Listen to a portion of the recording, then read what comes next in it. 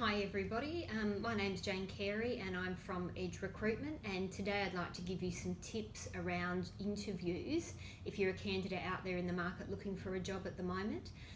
One thing that we do often get asked by candidates is, what sort of questions should I ask if I'm in an interview and I'm asked, do you have any more questions?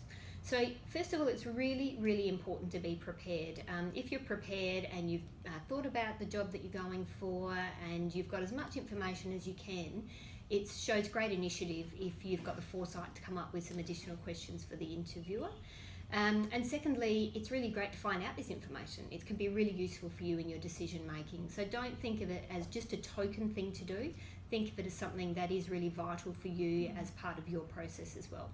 So three questions that I think would be great ones to ask, and you've got to take these in context and see how the flow is going. Perhaps they've been answered already, but if not, try and have at least one in your mind. So don't go in thinking, oh, I've got to think of three things.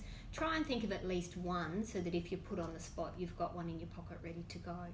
So I think asking about employee turnover in an organisation is really good.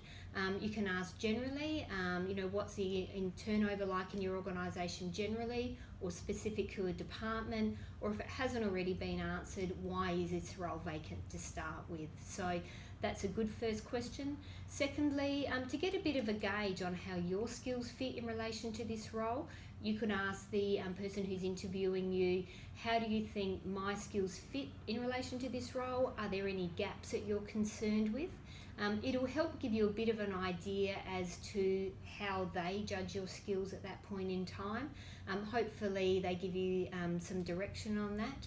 And the final one that I think is a really good one to ask is, what would be the biggest challenges in the position? So if you're going into the role in the first 12 months, what are some of those things that I'm likely to encounter that could make the role really challenging? If you know about them up front, that's great. Perhaps they're things that haven't already been discussed. They might be things that really interest you about the role, but it can also give you a bit of an insight into the organisation as well. So there's a few tips from us. Keep an eye out over the next few months. We'll be rolling out more interview tips as we go along. Check in on our website or on Facebook or on LinkedIn, and we hope to see you back here again soon.